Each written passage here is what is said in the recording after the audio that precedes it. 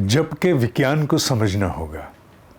विज्ञान है, ये केवल मान्यता नहीं है, ये विज्ञान है शब्द की सामर्थ्य का, the power of sound in fusion with the power of your emotion. शक्ति तब तक नहीं उत्पन्न होगी जब तक शब्द को हमने संकेतों में परिवर्तित नहीं किया। माइक्रोफोन लगा के लाउड स्पीकर दूर दूर तक विस्तार कर दीजिए, जहाँ तक स्पीकर वहाँ तक ध्वनि। और रेडियो स्टेशन क्या करता है? आज से 70 वर्ष पूर्व भी BBC इत्यादि का नाम सुनते हैं कि वो संकेत आकाश में छोड़ते थे और एक कमरे से बोला गया शब्द लगभग पूरी पृथ्वी में सुनाई देता था। क्या किया उन्होंने? उन्होंने शब्द को संकेतों में in the form of signals convert कर दिया, परिवर्तित कर दिया। जप भी यही है। जप है क्या? उच्चारण नहीं है। उच्चारण से पीछे की वो कक्षा है जहां मौन में ही शब्द का निर्माण होगा। वर्षों जिन्हें जप करते हो जाते हैं, मन उनके भी भटकते हैं। तो मन को संभालने के स्वरूप और माध्यम भिन्न है। उन्हें हम उनका स्वागत करते हैं। मनुष्य जब बड़ा होता है तो उसका एक परिचय भी, उसकी जो समस्याएं उनके स्वरूप भी बड़े होते हैं। छोटे की समस्याएं छोटी रहेंगी, बड़े की समस्याएं बड़ी होती हैं। तो इस वयस्कता तक, मैच्योरिटी तक आना बड़ा अनिवार्य है कि मैं जब करता हूँ, करती हूँ, मन नहीं टिकता। इसका अर्थ क्या हो गया? इसका अर्थ अब ये हो गया, अब जप करने में कठिनाई नहीं है। बचपन में बच्चा छोटा होता है, चुटकी बजाना नहीं आता, वो ऐसे करता है, उसकी उंगलियां फिसलती हैं, ध्वनि उत्पन्न नहीं होती। बड़े उसके सामने बैठ के बड़ी ऐंठ दिखाते हैं, ये देखो, और वो बेचारा ऐसे करता रह जाता है। वो जैसे ही बड़ा होता है उसको पता लगता है कि इस पर एक शक्ति दे करके जैसे ही छोड़ेंगे तो चटक की ध्वनि उत्पन्न होगी। तो वो एक प्रैक्टिस है और इससे अधिक कुछ नहीं। माला में भी यही कुछ है। पुराना उदाहरण है दिया वो ऋषियों का।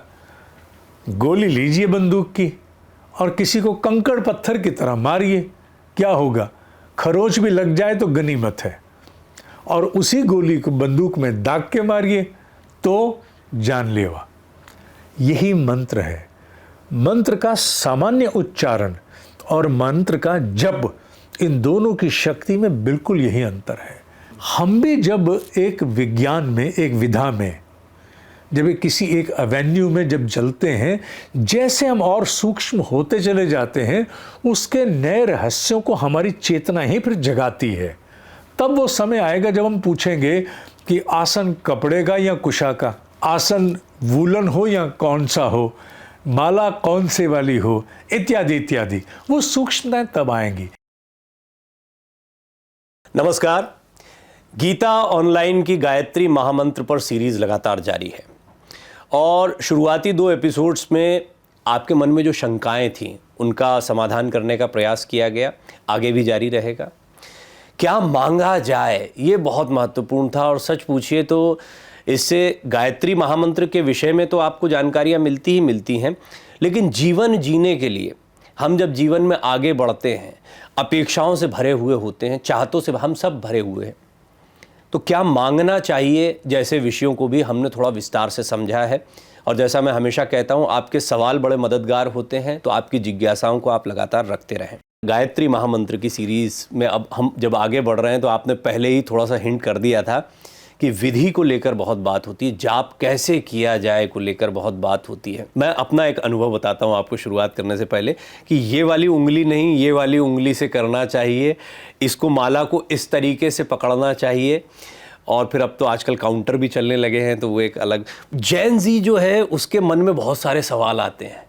वो कई बार तो इसकी व्यवस्थाओं और अनुशासन के चलते उसमें उतर ही नहीं पाता है। तो ऐसा माना जाता है जब जो है वो बहुत गुजरे ज़माने के लोगों का एक उम्र के बाद का काम है। इस अनुशासन के बारे में शुरुआती टिप्पणी आपकी, फिर जिज्ञासाएं तो बहुत सारी हैं मेरी। जबकि विज्ञान को समझना होगा। विज्ञान है, ये केवल मान्यता नहीं है, ये विज्ञान है शब्द की सामर्थ्य का, the power of sound in fusion with the power of your emotion. Emotion माने केवल संवेदना नहीं, एकाग्र भाव। इन दोनों का जो युग्म है उससे जो शक्ति उत्पन्न होती है वो मंत्र जप की सामर्थ्य है, शक्ति है। जप करना चाहते हैं तो इससे पूर्व कि हम इधर उधर की बाकी बातों को संज्ञान में लें, सबसे पहले ये समझते हैं जप है क्या। एक मंत्र है गायत्री। तो गायत्री महामंत्र को क्या हम बोलना आरंभ कर दें? ओम भूर्भुवः स्वः तत्सवितुर्वरेण्यं भर्गो देवस्य धीमहि धियो यो न प्रचोदयात्। हाँ, ये उच्चारण है। ये क्या है? उच्चारण है। एक अटरेंस है, आपने बोल दिया। अब इसको जप बनाना है, क्योंकि शक्ति तब तक नहीं उत्पन्न होगी जब तक शब्द को हमने संकेतों में परिवर्तित नहीं किया। Unless we transform the power of the word into its subtle, सूक्ष्म अवस्था में बदला नहीं। तो कैसे सूक्ष्म बनाएंगे? सूक्ष्म बनाने के लिए हमें उसी मंत्र को मन ही मन बिना मुख हिलाए जपना है। बिना मुख हिलाए कैसे जप सकते हैं? मैं इसे बड़ा सरल करके बताता हूँ, बहुत सरल। इसी मंत्र को अगर मैं एक कदम पीछे हट करके और बिना बाहर बोले, अर्थात आपको सुनाई न दे, मैं अगर बोलना चाहूँ तो बोलूँगा। मैंने बोला, आपको सुनाई नहीं दिया, अर्थात जो बोला गया मंत्र था उससे एक कदम मैं पीछे हटा। इससे मुझे अब एक कदम और पीछे आना हो तो मैं क्या करूँगा? मैं मुख बंद करूँगा, पर मैं मंत्र बोलूँगा जिसमें मेरी जिह्वा जो है वो फड़फड़ाएगी, पूरी तरह से कंपायमान होगी। जैसे अब आप देखिए, हो सकता है ऊँ की गूंज हो सकता है ऊँ की गूंज ना भी हो, लेकिन टंग हिल रही है। टंग हिल रही है। अब एक कदम और पीछे जाना है, और एक कदम और पीछे जाने के लिए क्या करना है?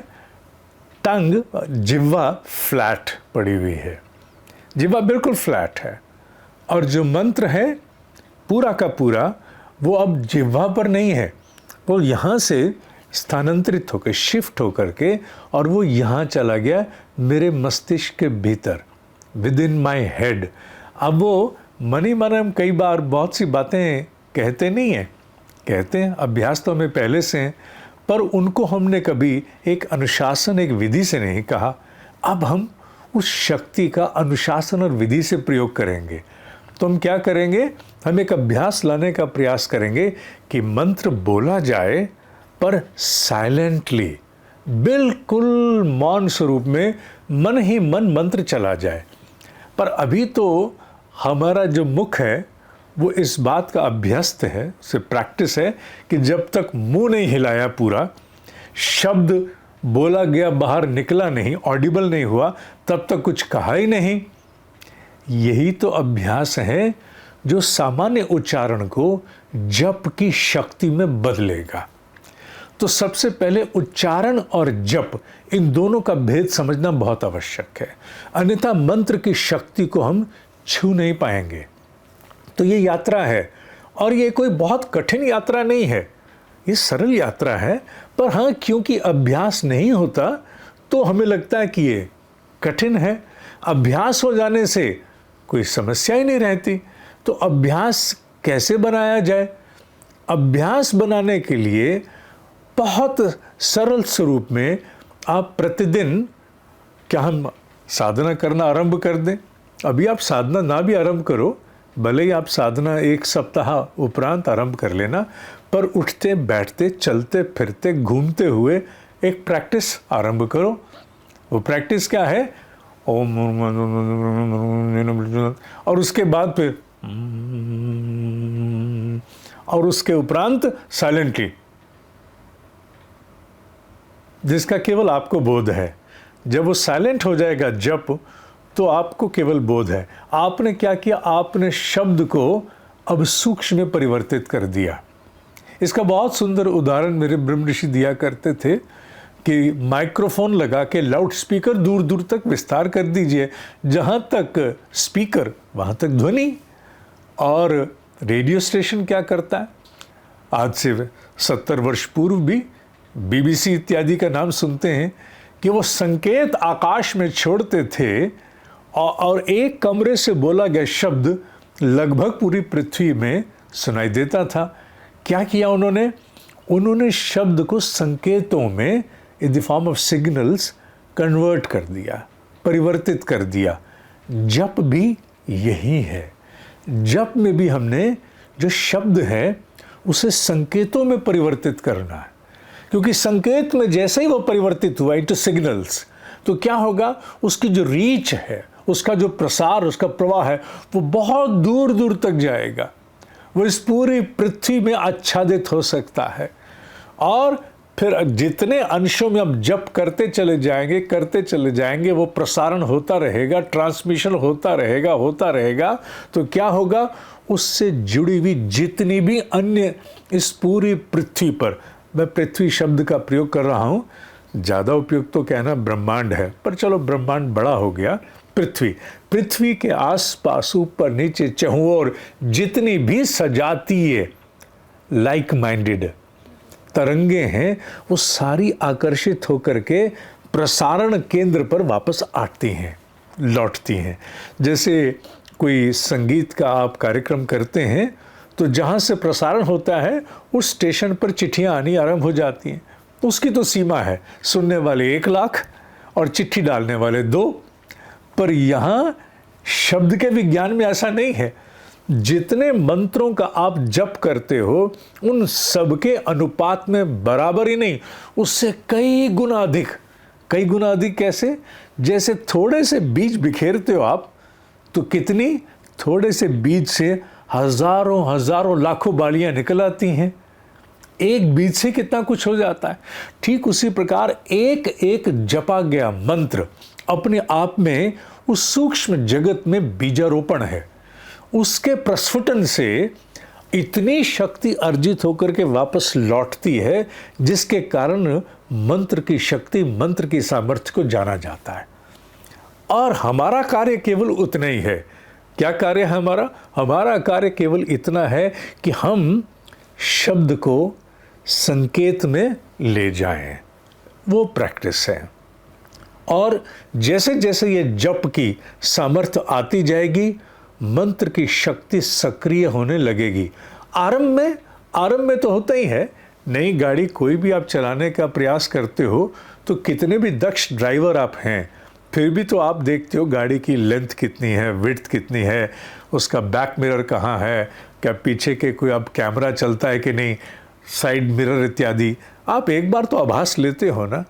ठीक उसी प्रकार इस विज्ञान में भी आरंभ में हो सकता है कि आप दाएं बाएं भटकाव में ऊपर नीचे रहो, पर जैसे प्रैक्टिस हो गई तो साइकिल चलाने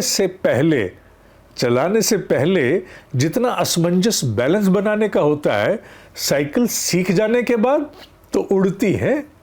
तो आप भी जप में उड़ोगे और इतने बड़े स्तर पर उस सूक्ष्म जगत में बीज फेंकते जाओगे, जो प्रस्फुटित होकर के कितनी सारी सामर्थ्य और शक्ति बनकर आपके ऊपर बरस पड़ेंगे। उसी को आप कहोगे कि मंत्र की शक्ति से जो पर्जन्य मुझ पर बरसा, जो मुझे अर्जित हुआ, जो मुझे प्राप्त हुआ। तो सबसे पहले इस विषय को समझना अति आवश्यक है कि जप है क्या। उच्चारण नहीं है। उच्चारण से पीछे की वो कक्षा है जहां मौन में ही शब्द का निर्माण होगा। ये सारा संयंत्र, ये सारी इंडस्ट्री, वैसे इंडस्ट्री बोल रहा हूँ कि वर्ड मैन्युफैक्चरिंग इंडस्ट्री, ये जो स्थूल में बनाती है, ग्रॉस में, ये सारी बंद हो जाएगी और सूक्ष्म में यहाँ से प्रसारण केंद्र, ट्रांसमिशन सेंटर खुल जाएगा। तो ये जप का भेद आपको जान लेना परम आवश्यक है। मैं समझता हूँ कि इसके उपरांत कोई संदेह नहीं रहा होगा। अगर है तो आप ही बताइए, क्या कोई संदेह है? आमतौर पर जब आप जेन जी से या युवाओं से बात करते हैं, तो शुरुआती, हालांकि आपने इसका जवाब कुछ हद तक दे दिया कि आरंभ जब करते हैं तो दिक्कतें आती हैं, लेकिन अभ्यास के साथ में वो दिक्कतें दूर हो जाती हैं। जब आरंभ करते हैं तब तो उच्चारण के साथ ही आपको जाना पड़ेगा, यानी जब प्राथमिकी में है तो आपका अभ्यास पहले उच्चारण से शुरू होगा, फिर आप एक एक करके कदम पीछे। ये प्रक्रिया कैसे वो निभाएं जो करना चाह रहे हैं, क्योंकि अभी जैसे ही वो आंख बंद करके जिनको याद होगा वो जैसे ही बैठेंगे तो कुछ कुछ लाइनें वो मिस करना शुरू कर देंगे, क्योंकि उनका ध्यान भटकना शुरू होगा। इसको कैसे केंद्रित करें? बड़ा सरल है। सरल क्या है, 8 मिनट निकाल लो, 8 मिनट्स प्रैक्टिस करनी है, और 8 मिनट को 4 भागों में विभाजित कर दो। 2 2 2 2 4 भाग बन गए। अब करना क्या है, स्टॉप वॉच के द्वारा ये प्रैक्टिस हो रही है। अभी हम जप नहीं कर रहे उस रूप में, अभी केवल और केवल अभ्यास। अपने इस पूरे संस्थान को, इस इंस्टीट्यूशन को हम नई प्रैक्टिस के लिए अडेप्ट करने जा रहे हैं। तो करना क्या है, आपको केवल और केवल अभी अपने आप को शांत और स्थिर करके स्टॉप वॉच सामने लगा के 0 से बटन दबाया, और 2 मिनट तक आपने केवल बोलना आरंभ कर दिया। ओम भर्गो सवितुर्वरेण्यं भर्गो देवस्य धीमहि प्रचोदयात्, ओम भर्गो सवितुर्वरेण्यं भर्गो देवस्य धीमहि प्रचोदयात्। एक तो आपको जो उच्चारण है पूरे अक्षरों का वो स्पष्ट होने लगेगा। कोई स्टम्बलिंग है अगर तो वो भी शोधित हो जाएगी कि कोई अक्षर छूट गया, खा गए, रह तो नहीं गया। हालांकि इससे कोई पाप पुण्य नहीं जुड़ा हुआ, घबराना नहीं, भय का कोई कारण नहीं, प्रैक्टिस की बात हो रही है। तो अगर कोई स्टम्बलिंग है तो वो भी दूर होगी। जैसे 2 मिनट पूरे हुए, स्टॉप वॉच 0 करते ही फिर दोबारा अगले 2 मिनट्स। अब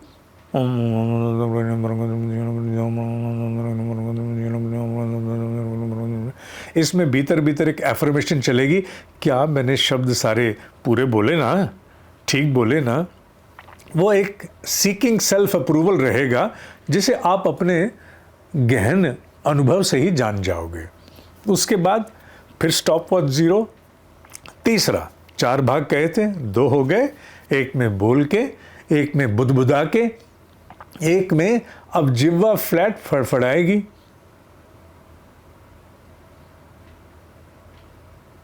इसमें हो सकता है पूर्व की भांति आपको पहले से अब थोड़ी सी शब्द की एक अपने भीतर आश्वासन चाहिए होगा, स्पष्टता कि हाँ हुआ ना, बोला गया ना, कुछ छूटा तो नहीं ना।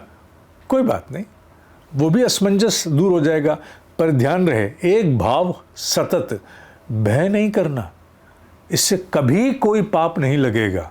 हाँ, जिस प्रैक्टिस को करना उसको अच्छा करें तो ज़्यादा अच्छा है ना, पर भय नहीं। 2 मिनट ये हो गए, फिर 0। अब लास्ट रहा, द लास्ट 2 मिनट्स।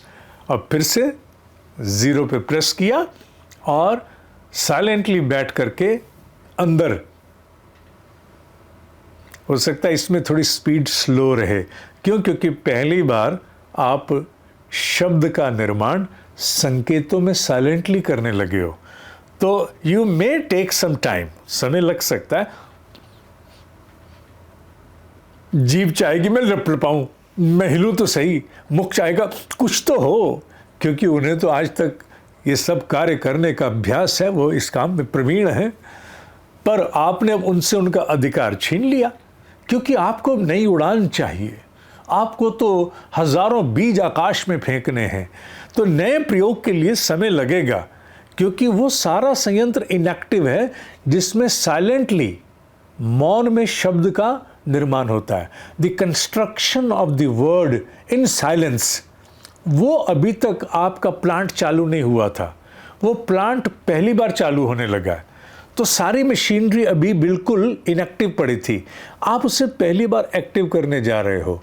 तो पहली बार एक्टिव होने में निश्चित है कि आपको भी समय लगेगा कि एक एक अक्षर भीतर मेरे मौन के उस प्लांट में निर्मित हो, प्रसारित हो, निर्मित हो, प्रसारित। प्रसारण तो उसका अपने आप हो जाएगा, प्रसारण में आपको कुछ नहीं करना, that is an automatic process. आपको केवल सुनिश्चित करना है कि मेरे भीतर, मेरे मौन में शब्द का निर्माण चल रहा है, शब्द का उच्चारण अर्थात मानसिक जप मेरे भीतर चल रहा है, और आपने उसको पूरी एफर्मेशन के साथ धीरे धीरे करना है। आरंभ में समय लगेगा क्योंकि एक एक अक्षर को आप बनाना चाहोगे।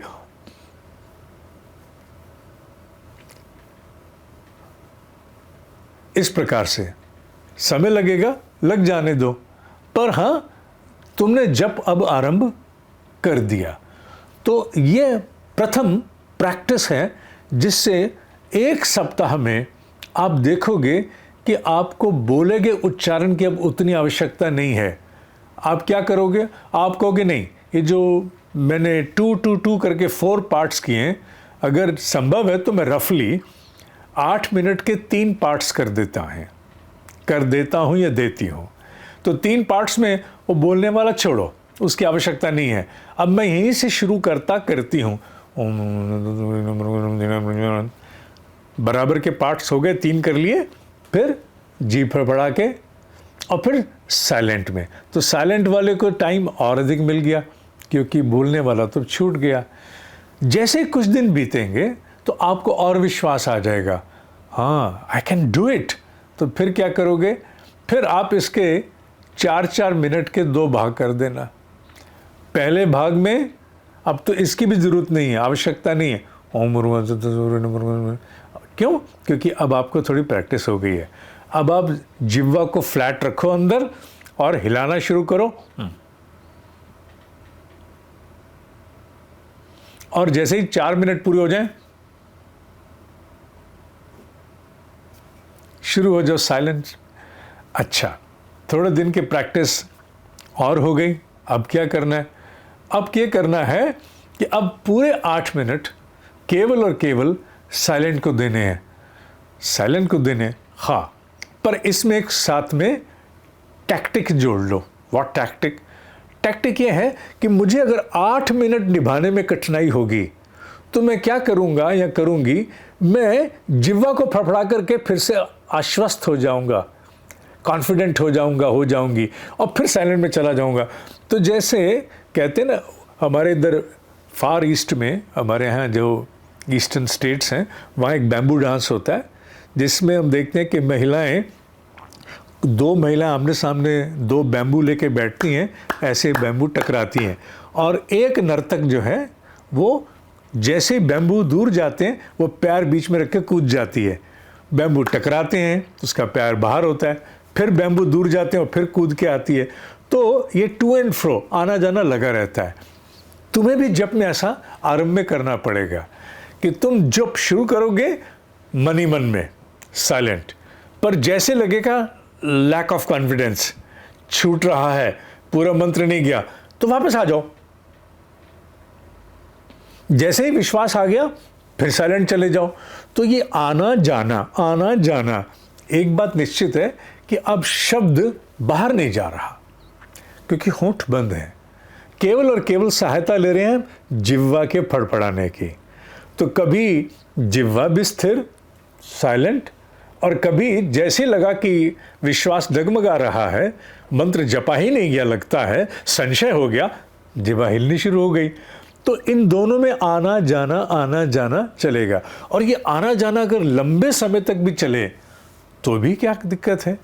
तुमने इतना तो जान लिया और सीख लिया कि शब्द का निर्माण बिना इस पूरे संयंत्र को प्रयोग किए, बिना गले से ध्वनि, वाणी का बैखरी स्वरूप, जो बोली की ध्वनि होती है उसे हम बैखरी कहते हैं, बिना बैखरी के आपने भीतर अपने मौन में ही उच्चारण आरंभ कर दिया। मौन में ही जप, भले जिह्वा फड़फड़ा के हो रहा तो मौन, ध्वनि तो नहीं आई, और भले ही वो मानसिक स्तर पर चला गया, तो इतना आश्वासन आपको हो गया।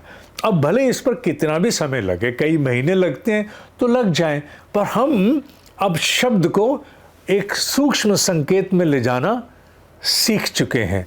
तो ये प्रैक्टिस है जो तुम्हें इस प्रकार करनी होगी। इस पूरे लेसन को 2-3 बार भी सुनना पड़े तो सुन लेना। डरना नहीं, घबराना बिल्कुल नहीं, कोई भय कहीं से किसी तरफ से भी नहीं आए। कहीं से भी भय आए तो समझ लेना कि ये वेदों और उपनिषदों पर कोई पानी डालने की चेष्टा कर रहा है।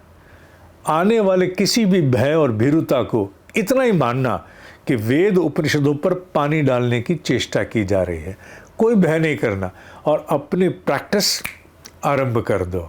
जब आप बोल रहे हैं जी, बिल्कुल, बहुत सारे, और यही तो प्रश्न है मन में। आपने जैसे कहा ना, तो मेरे अंदर का मनोवैज्ञानिक जाग उठा जब जाप करते हैं। आपने जैसे कहा कि आपके अंदर साइलेंस में उच्चारण या साइलेंस में उसको शब्दों को बनाने की एक शक्ति अभ्यास से विकसित होगी। सेल्फ टॉक जो है वो बहुत सामान्य है। मतलब जब हम जाप नहीं कर रहे हैं तो भी हम अपनी एक दुनिया में हैं, बातें शब्द खूब चल रहे हैं, और जब जाप कर रहे हैं तब भी उछल उछल कर वो दूसरे विचार। कई लोग तो इतने अभ्यस्त हो जाते हैं कि उन्हें लगता है कि वो मन में जाप कर रहे हैं, लेकिन जाप के साथ साथ में विचार कुछ और चल रहा है, और फिर एकदम से याद आता है अरे हम तो जाप कर रहे हैं। यानी आप ख्याली दुनिया और आपका जो जाप चल रहा है उसको दोनों को मिक्स करना भी धीरे धीरे सीख जाते हैं। शुरुआती अभ्यर्थियों के लिए सबसे पहले तो इस प्रयोग को समझाएं कि वो जद्दोजहद करने लगेंगे, नहीं नहीं मुझे कुछ और नहीं सोचना है, मुझे यही करना है, मुझे यही करना है, मैंने कुछ और सोचा तो मेरा जाप बिगड़ जाएगा। हालांकि आपने बता दिया क्या क्या मांगना है, क्या क्या नहीं मांगना है। जिस भय की आप बात कर रहे हैं वो पहला भय तो यही आता है कि जब मैं जाप कर रहा हूं तो कुछ और तो नहीं आकर बैठ जा रहा है। मन का स्वभाव है भटकना, वो भटकेगा, ईश्वर ने उसको बनाया इसीलिए है।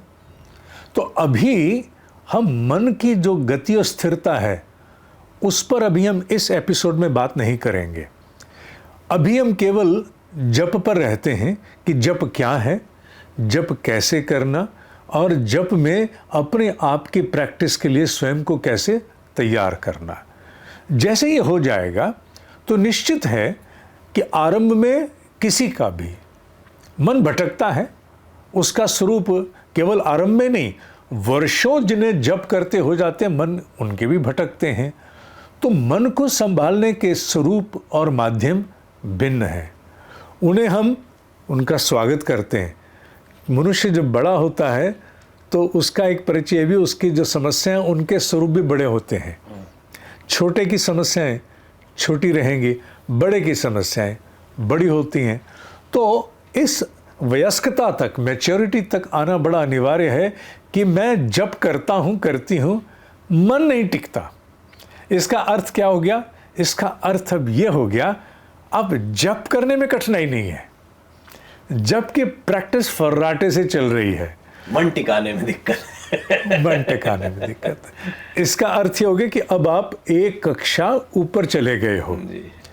पहले तो जद्दोजहद क्या थी? संघर्ष था कि जप कैसे हो, जप किस प्रकार हो। वो संघर्ष पूर्ण हुआ तो अगला संघर्ष, और ये संघर्ष क्या रुकेंगे? नहीं रुकेंगे, नहीं तो फिर ऐसे ही चलेंगे। संघर्ष अगर रुक गए तो फिर आपकी पदोन्नति, प्रमोशन, उत्कर्ष वो कैसे होगा? संघर्ष के स्वरूप और अधिक बड़े और सूक्ष्म हो जाएंगे, तभी तो आप जाकर के उच्च स्तरीय साधनों में पदार्पण करोगे, अन्यथा आप जाओगे ही क्यों? इसलिए स्वागत है इस प्रकार की समस्याओं का जो एक स्तर से ऊपर की समस्याएं हो।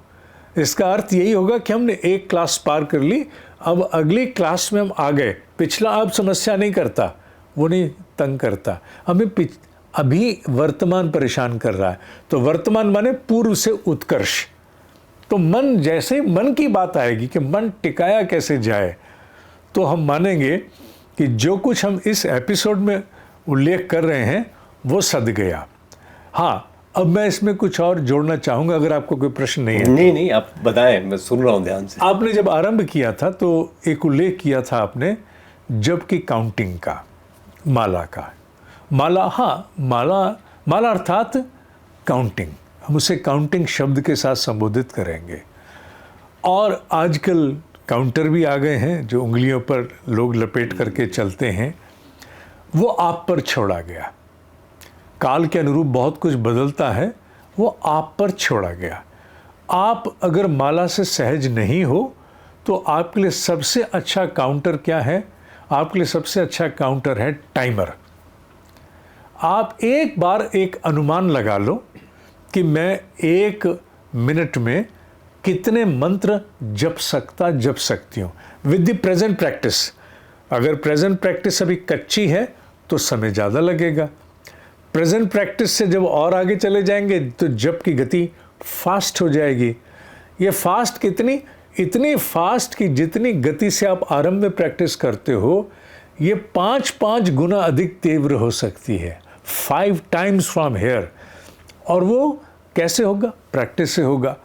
तो सबसे पहला तथ्य अपने भीतर, फैक्ट स्वीकार लो कि counting can be done by the watch, चाहे वो स्टॉप वॉच हो या दूसरी वॉच हो। आप उससे प्रतिदिन मुझे इतने मिनट बैठकर जप करना है, फ्रॉम स्टार्ट टू फिनिश, वो टाइम कैलकुलेटेड होना चाहिए हर दिन का। तो वो ईदर टाइमर माने वॉच, और you can use the counter, जो आजकल काउंटर आते हैं, या फिर आप माला का प्रयोग कर सकते हैं, जो हमारी प्राचीन विधि है और पूरी तरह प्रचलित है। तो माला हैंडलिंग ये अपने आप में एक अलग विषय है। तो क्या माला हैंडलिंग बड़ी कठिन है? बिल्कुल नहीं है।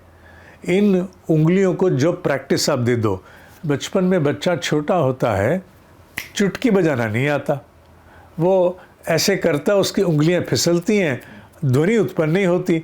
बड़े उसके सामने बैठ के बड़ी ऐंठ दिखाते हैं, ये देखो, और वो बेचारा ऐसे करता रह जाता है। वो जैसे ही बड़ा होता उसको पता लगता है कि इस पर एक शक्ति दे करके जैसे ही छोड़ेंगे तो चटक की ध्वनि उत्पन्न होगी। तो वो एक प्रैक्टिस है और इससे अधिक कुछ नहीं। माला में भी यही कुछ है, पर केवल माला से जपेंगे तभी मुझे शब्द की शक्ति प्राप्त होगी, जप की शक्ति कदापि नहीं, ऐसा बिल्कुल नहीं। जो अखंड जप में कई बार चले जाते हैं महायोगी, वो क्या माला के सुध-बुध रखते होंगे? नहीं, माला केवल एक काउंटर है, प्राचीन काल का एक बहुत सुंदर स्वरूप है एक निश्चित काउंटिंग करने का।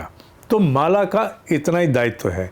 तुम चाहो माला से ही करना है, मुझे कई बार होता है कि बायस है, नहीं मेरे को तो माला से करना है, ठीक है, तो माला से भी कर सकते हो। माला कौन सी लेनी चाहिए? सात्विक जप में हमारे यहाँ कहा गया है कि तुलसी की माला या चंदन की माला लेनी चाहिए।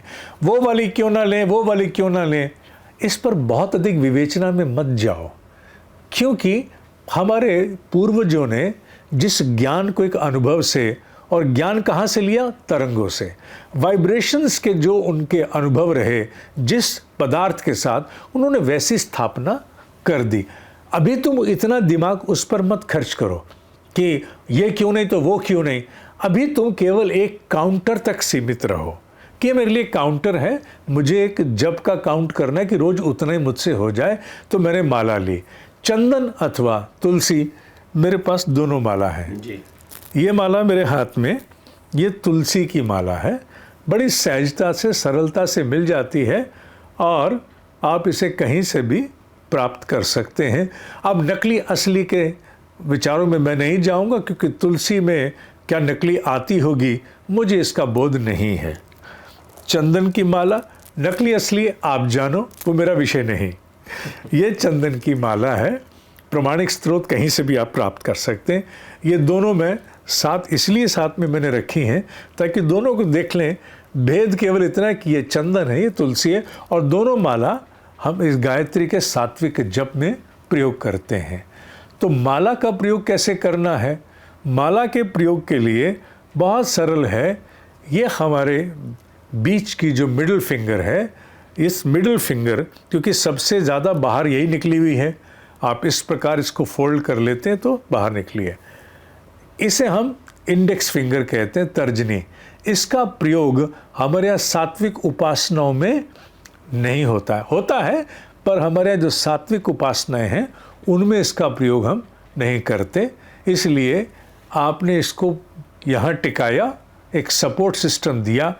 अब सपोर्ट सिस्टम, ये जो बीच का सुमेरु है, अर्थात यहीं से काउंटिंग आरंभ होगी, यहीं कंक्लूड होगी। तो आपने अब अंगूठे की सहायता लेनी है, क्योंकि इसका प्रयोग नहीं करना। बीच में सबसे बड़ी उंगली पर आपने टिका लिया, क्योंकि ताकि बाहर के निकल के आ जाए। आप अगर इस पे टिकाएंगे तो अंदर रह जाएगा। व्यवहारिक यही कि सबसे बड़ी जो उंगली है उसी पे टिका के बाहर करो। तो बाहर टिका दिया, घुमाने के लिए अब अंगूठे की टिप तो अंगूठे की टिप अब इसके ऊपर इसको एक एक करके घुमाएगी, ऐसे ऐसे करके घुमाती चली जाएगी। कैमरे में दिख रहा है, बस ये माला घूम रही है। एक मंत्र भीतर पूरा हुआ, एक मन का आगे गया। मन का, मंत्र माने मन का वाहन, और मन के वाहन की गिनती करने वाला मन का, तो ये एक मन का आगे गया। तो इस प्रकार ये गिनती होती हुई चली गई। तो बड़ा सरल प्रोसेस है, इसमें उलझने की आवश्यकता बिल्कुल नहीं है। आप चाहो तो इसे हवा में रख सकते हो, चाहो तो नीचे रख सकते हो, और कहीं पब्लिकली आप बैठे हो तो इसके लिए एक गोमुखी अर्थात एक कपड़ा ले लेते हैं जिसमें माला डाल देते हैं ताकि वो बहुत ज़्यादा अधिक बाहर दिखे नहीं, और उसकी भी इधर उधर कई स्थानों पर स्पर्श करने से रहे, क्योंकि सैंक्टिटी जितनी है वो मन में है। ये तो पदार्थ है, पर सैंक्टिटी कहाँ है? वो यहाँ है। अगर पदार्थ को भी हम नीचे धरती पर नहीं लगने देते, पदार्थ का तो कुछ नहीं बिगड़ता, पर हमें अपनी सैंक्टिटी को एक स्तर ऊंचा रखना होता है, अपनी अवेयरनेस को एक स्तर ऊंचा रखना है, इसलिए हम इसको नीचे लगने देते। नीचे लगने से क्या कोई पाप हो जाएगा? अब फिर पाप पुण्य के मत जाना, बस इतना रहना कि जिस ऊंचे स्तर की मानसिकता को मैं अभी प्राप्त हूं उसे मैं नीचे नहीं होने दूंगा, नहीं होने दूंगी। तो सारा खेल अपनी मनस्थिति का है, अपने भीतर की सैंक्टिटी का, पावनता पवित्रता का है। तो आपने जब आरंभ किया, या आप अपनी झोली में, जैसे यहाँ झोली में पड़ रहा है, झोली में रख करके जब आप कर सकते हो। जैसे ही माला पूर्ण हो जाए, अब आप पुनः ये आ जाएगा आगे, अंगूठे को टकराएगा। अगर आपकी आंखें भी बंद हैं तो भी, मान लीजिए आप नहीं देख रहे, जप में आंखें बंद होती हैं, तो भी अगला जपने के लिए जैसे बढ़ोगे तो अंगूठे से सुमेरु पर्वत, एक पर्वत की भांति, शिखर की भांति ये सामने उभर के आता है। तो जैसे आया अर्थात माला पूर्ण हो गई है। तो अब क्या करते हैं? अब हम क्या करेंगे? जहाँ से छोड़ा वहीं से बिगिन कर देंगे, वहीं से पुनः आरंभ। इसको हल्का सा ऐसे घुमाया, ऐसे पकड़ा है, ऐसे घुमाया, ऐसे पकड़ा है, जहाँ छोड़ा वहीं उसी मनके को पकड़ करके ऐसे घुमा दिया, तो वो आगे चला गया, इंजन आगे चला गया। इंजन अभी यहाँ रुका था, अब हमने इंजन को पलट करके आगे कर दिया, फिर से उंगली नीचे लगाई और संगिनती आरंभ हो गई। तो आप माला की सहायता से भी, अगर आप चाहो तो जो टाइमर वाला जो प्रैक्टिस था 2-2-2 वाला, वो इससे भी कर सकते हो। वो कैसे? वो इस प्रकार कि माला को ऐसे पकड़ा, इस प्रकार कर दिया। इस प्रकार करते ही क्या हुआ? माला का 1/4 ये रहा, बाकी गिरा दीजिए, और इतना आपने बोल करके पूरा किया। जैसे ही पूरा हो जाए तो आपने फिर से इसको ऐसे लिया, जैसे ही ऐसा लिया, और फिर आगे से यहाँ से पुनः आरंभ कर दिया, पकड़कर अनुमान से लेकर के, कोई एकाध फर्क नहीं पड़ेगा। अब यहाँ से ये आरंभ में है, ये सदा के लिए नहीं है, केवल आरंभ में।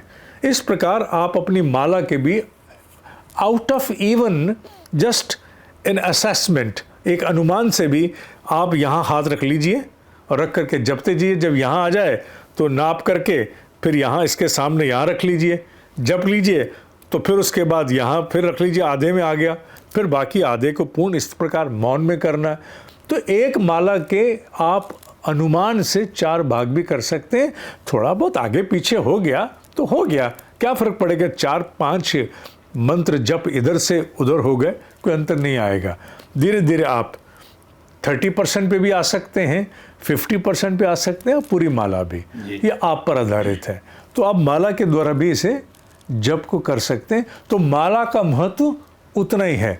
सर्वाधिक महत्व किस बात का है? सर्वाधिक महत्व है कि जप किया जाए, क्योंकि जब तक नहीं होगा तब तक शब्द की शक्ति को हम उत्पन्न नहीं कर पाएंगे।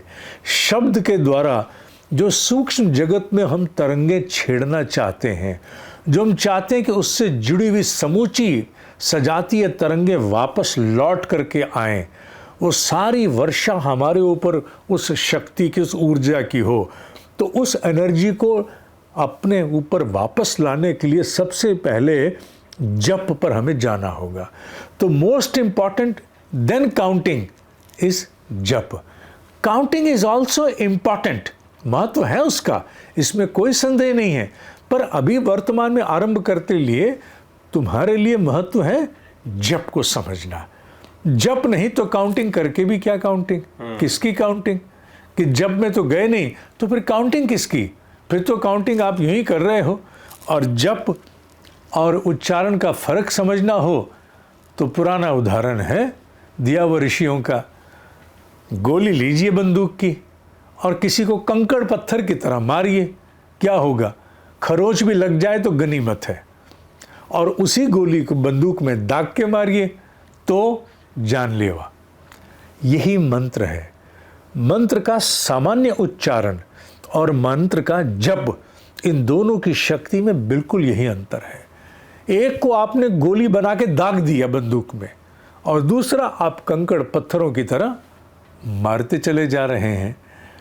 हाँ, सस्वर उच्चारण का भी अपना एक महत्व होता है। जब सामूहिक रूप से लोग बैठते हैं, सस्वर उच्चारण करते हैं, उसका एक अलग महत्व है। पर उसकी तुलना हम जप से नहीं करेंगे।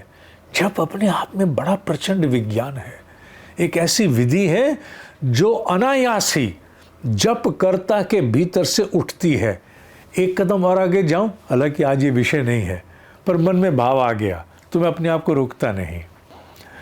मन नहीं भी लग रहा हो तो भी जप का अपना स्वतंत्र साम्राज्य है, उसका अपना स्वतंत्र लाभ है जो आपको मिले बिना रह ही नहीं सकता। वो मिलके ही रहेगा।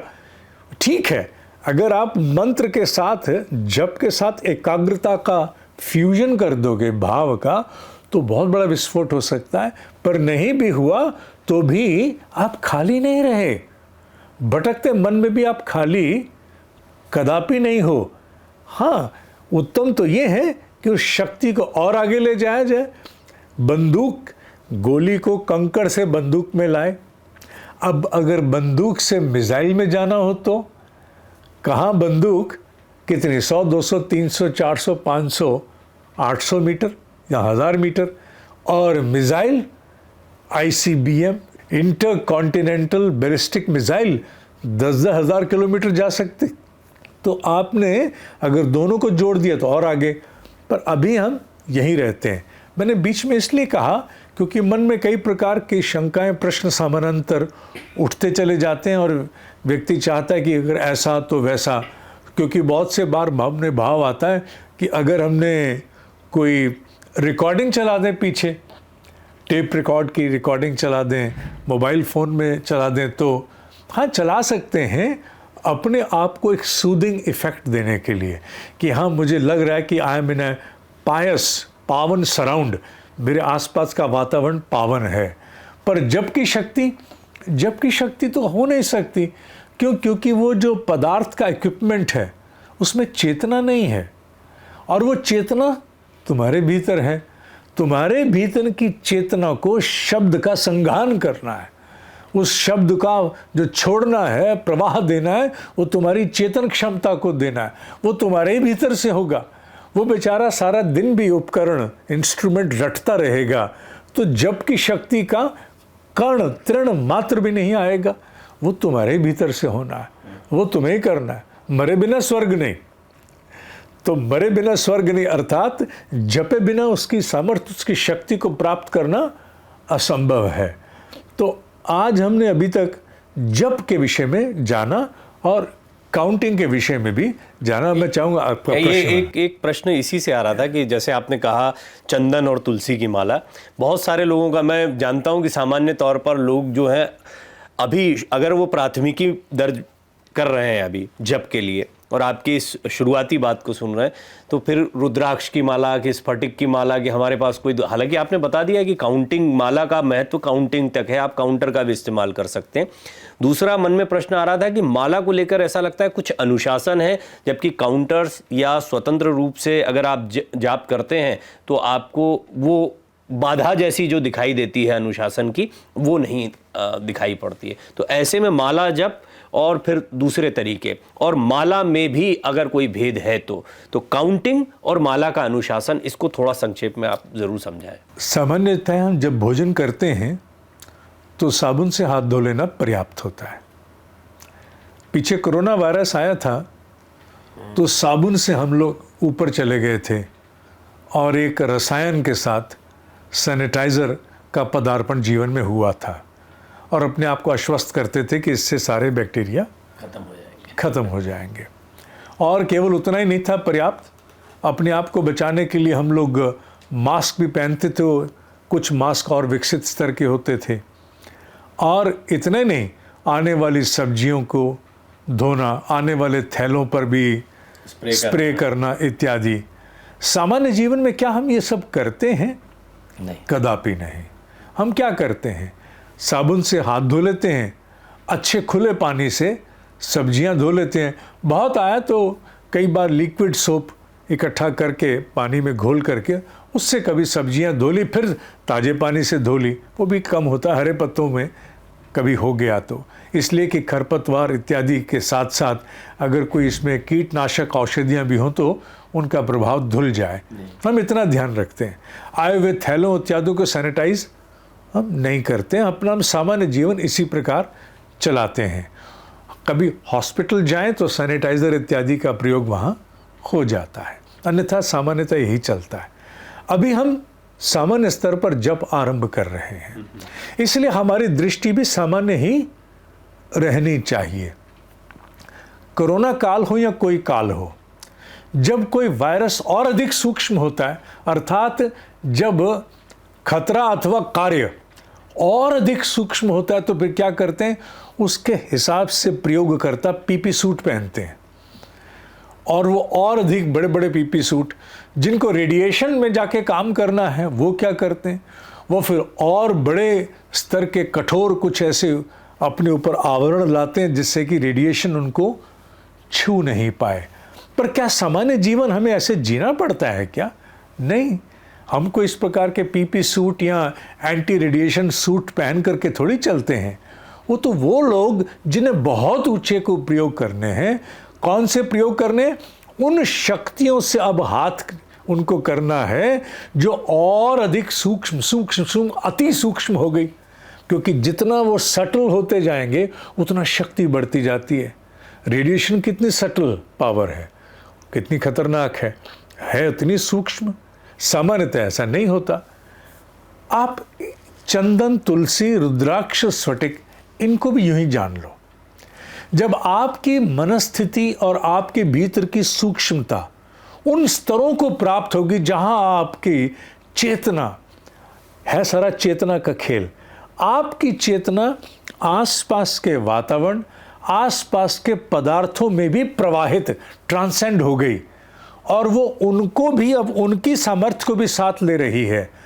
तब इन बातों का विचार आरंभ होता है कि ये चंदन है, ये तुलसी है, ये रुद्राक्ष है, ये स्फटिक है, या ये कौन है। पर वो स्तर बहुत बाद में आते हैं, जब आप में इतनी क्षमता आ जाती है कि आपकी चेतना प्रवाहित होकर के, रीच आउट होके, दी एक्सपेंसिवनेस, आपकी चेतना की व्यापकता आपसे बाहर उभर करके आपके पूरे वातावरण में और आपके वातावरण में आने वाला जो सर्वस्व है उसमें प्रवाहित हो जाती है। तब आप उनके भीतर के दैवीय गुणों को बाहर लाते हैं। छोटा सा उदाहरण देता हूँ। आज हम आयुर्वेद इत्यादि का नाम सुनते तो सभी हैं। आयुर्वेद में तो औषधि उगाते हैं, तोड़ के लाते हैं, प्रोसेस करते हैं, बेच देते हैं। किसी काल में ऐसा तो नहीं था। किसी काल में ऐसा हुआ करता था कि आयुर्वेदाचार्य औषधि के समक्ष एक समय विशेष पर पहुंच करके उसका आवाहन करता था, उसे देवी स्वरूपा मान करके कहता था अपने गुणों को प्रकट करो। अब वो तो वनस्पति है, क्या उसमें इतनी सामर्थ्य, इतनी क्षमता, इतनी इंटेलिजेंस है कि वो उसके अपने सामर्थ्य का विस्फोट कर सके? सामर्थ्य जितनी उसमें है उससे कहीं अधिक सामर्थ्य उस व्यक्ति में है जो आयुर्वेदाचार्य उस भाव स्तर पर उत्कर्ष प्राप्त करके उसका आवाहन करने चल पड़ा। उसने अब अपना संवाद केवल इस चमड़े के शरीर तक नहीं सीमित रखा, उसने अपनी कॉन्शियसनेस को प्रवाहित किया उस औषधि में। उस औषधि में प्रवाहित करके उसकी चेतन क्षमता को जगा करके कहा कि हे देवी, हे माँ, अपने गुणों को प्रकट कर, तुझे निदान करना है। अब संवाद कहीं और चल रहा है। अब संवाद केवल हाथों तक नहीं है कि मैंने हरड़ तोड़ी, आंवला तोड़ा और किसी को खिलाई और पेट साफ कर दिया। अब वो नहीं है, अब उससे कई गुना आगे चले गए। अब चेतना के धरातल पर कार्य हो रहा है। जो नाड़ी विज्ञान के विशेषज्ञ होते हैं, क्योंकि मैं ऐसे मारतंड से स्वयं मिला हूं, आचार्य बृहस्पति देव त्रिगुणायत जी, उनसे व्यक्तिगत स्तर पर मैंने प्रश्न करके जाना था, जबकि उनसे मिलने का सौभाग्य बहुत कम हो पाता था कि वो समय दे सकें बात करने का। संयोग बना तो मैंने पूछा था कि आप केवल कुछ सेकंड्स के लिए अपनी ये 2 उंगलियां रखते हो और उसके बाद जो लिख देते हो उसे कोई भी कोलैबोरेटिव एविडेंस, क्योंकि जितना भी परीक्षण आधुनिक युग में मशीनों द्वारा होता है उसे कोलैबोरेटिव एविडेंस के रूप में माना जाता है। जो लिखा जाता, आप जो लिख देते हो वो अकाट्य है, ऐसा क्यों है? तो उन्होंने उत्तर दिया था कि मैं अपनी उंगलियों के द्वारा अपनी सजगता को, अपनी अवेयरनेस, अपनी कॉन्शियसनेस को तुम्हारे शरीर में प्रवाहित कर देता हूँ, और उसके बाद तुम्हारे शरीर में जहाँ कोई अवरोध है, व्यवधान है, व्याधि है, वो सारी मेरे सामने एक क्षण में आ जाती है। तो खेल किसका? चेतना का। उंगलियां तो आपके पास भी 2 ये वाली हैं, जगत के पास उंगलियां हैं, वो सारी उंगलियां हम यहाँ भी लगाते हैं। नमस टटोलने में ही हमें समय लग जाता है। टप टप कहाँ कर रही है, और टप टप पर जाकर के अधिक से अधिक क्या करेंगे हम? उसकी गिनती टप टप की तो नाप पाएंगे, 1 मिनट में कितनी हुई पल्स रेट। इससे अधिक हम कुछ नहीं जान सकते, तेज या धीमी, इतना तो जान सकते हैं। पर वो जो नाड़ी विज्ञान के मारतंड थे, वो तो अपनी सजगता इसमें ले जाते थे। और मैंने तो यहाँ तक का प्रत्यक्ष उदाहरण देखा है कि कलाई में धागा बांध करके, दूर बैठ के धागा पकड़ करके भी नाड़ी विशेषज्ञ बता रहा है कि इस शरीर में क्या रोग है। काहे से? चेतना से। खेल चेतना का है। तो जब चेतना उतनी परिष्कृत, उतनी उच्च स्तरीय हो जाती है, तब इन सारी बातों के महत्व बाहर आने आरंभ होते हैं। जब तक वो स्थिति नहीं आई, तब तक कुछ नहीं होने वाला। तब तक आप इस बातों में ना जाएं। ये पर्याप्त था आपके लिए कि चंदन और तुलसी, 2 ऑप्शन मिल गई ना। अब कहीं साहब मेरे तो घर में रुद्राक्ष रखी है, तो मैं रुद्राक्ष हटा दूं क्या? हटाने की आवश्यकता नहीं है। अगर तुलसी और चंदन को नहीं लाना चाहते तो आप रुद्राक्ष से भी जप आरंभ कर सकते हैं। आरंभ करने में कोई कठिनाई नहीं। पर इतना ध्यान रखना, एक स्थिति, एक अवस्था अपने आप आएगी जब आपके लिए माला माला में भेद होना आरंभ हो जाएगा। बड़ा मोटा सा एक हास्यास्पद सा एक मुझे सत्य वृतांत याद है। बच्चे थे, हमारे घर के बाहर ही उन दिनों भैंसें आती थी, दूध दुहा जाता था, तो वहीं सामने लाते थे और उनके पास 50-60 भैंस एक साथ आती थी। अब तो ला पाना नगरों में असंभव हो गया। तो जब वो आती थी तो एक एक की उन्हें पहचान थी, उनके भिन्न भिन्न नाम भी थे। हम बड़ा विस्मय के साथ देखते थे कि सारी एक सी हैं। कोई एक आध कह भी दे कि वो पतली है, मोटी है, पर अगर देखा जाए in general it was almost impossible to distinguish कि भूरी कौन सी थी, भेड़ी कौन सी थी, किसका नाम क्या था, नहीं पता लग पाता था। उनके लिए इतना सहज था और इस बात पे हम हंसते थे। कारण एक ही था, क्योंकि उनकी पहचान की सूक्ष्मता परिचय प्राप्त करते करते इतनी हो गई कि उन्हें केवल देख करके पता लग जाता था। सुंदर उदाहरण। हम भी जब एक विज्ञान में, एक विधा में, जब किसी एक एवेन्यू में जब चलते हैं, जैसे हम और सूक्ष्म होते चले जाते हैं, उसके नए रहस्यों को हमारी चेतना ही फिर जगाती है। तब वो समय आएगा जब हम पूछेंगे कि आसन कपड़े का या कुशा का, आसन वूलन हो या कौन सा हो, माला कौन से वाली हो, इत्यादि इत्यादि। वो सूक्ष्मताएं तब आएंगी। अभी हम बिगिनर हैं, अभी हमने जप आरंभ किया है, अभी हमारे लिए उतना भेद नहीं है। मैंने पहले कहा पाप पुण्य तो है ही नहीं। हाँ, अंतर ये रह जाएगा कि जब और अधिक अति सूक्ष्म अवस्थाओं में चले जाएंगे, जब हमारे प्राण का संपूर्ण अवतरण इनमें हो जाएगा, तब जब हम इनके प्राण से संवाद करेंगे, तब वो स्थितियां आएंगी कि हम इनमें भेद उत्पन्न करें। अभी हमारे लिए अभेद अच्छा है, भेद नहीं। अभेद अधिक श्रेयस्कर रहेगा, उपयुक्त रहेगा हमारे लिए। तो ये उत्तर मैं अभी के लिए देना चाहूँगा। मेरे इस उत्तर में मैंने विज्ञान की उस विकसित स्तर की सुरक्षा भी दी है और आज की हमारी जप करने की वर्तमान अवस्था के साथ न्याय भी कर दिया है। तो अभी इतना पर्याप्त है, इससे अधिक भटको मत, अन्यथा क्या होगा, भटकते हम जाएंगे, टालते हम जाएंगे, जो करने योग्य है वो तो हो ही नहीं पाएगा, हम इन्हीं में अटक के रह जाएंगे। मान लीजिए एक बार उदाहरण, किसी ने कहा कि मैंने माला ले ली तुलसी की या चंदन की और वो नकली हाथ आ गई। अगर वो नकली भी हाथ आ गई तो इतना अवश्य जान लो, तुम्हारे जप की शक्ति में रत्ती फर्क नहीं पड़ेगा, रत्ती अंतर नहीं आने वाला। क्यों? क्योंकि अभी एक काउंटर है, इससे आगे ये नहीं है। जब इससे आगे जाएगा तो वो स्थिति भी होती थी कि अपने सात्विक मन से ब्राह्मण केवल अपना यज्ञोपवीत पकड़ करके भी श्राप वरदान देने की सामर्थ्य से पूरित होते थे।